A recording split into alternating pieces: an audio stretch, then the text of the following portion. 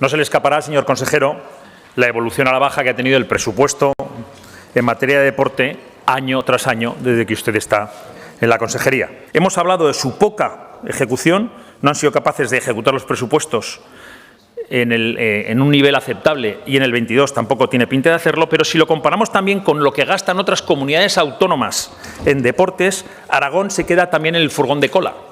La media de Aragón es de 6,27 euros por habitante, frente a la media de otras comunidades autónomas que gastan 14,32. En el año 2022, el presupuesto lo vuelven a bajar en relación con el presupuesto global y lo dejaron en el más bajo de la historia de los gobiernos de Aragón, en un 0,11% de peso sobre el presupuesto global, señor Faci.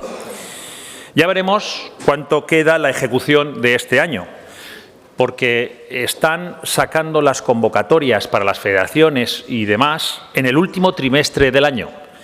Así que ya van tarde, más tarde que ningún otro año, y además a saber cuándo cobran las federaciones, señor Faci. Un presupuesto es la expresión cifrada de un proyecto político, señor Faci, y su proyecto político en deportes es escaso y poco capaz.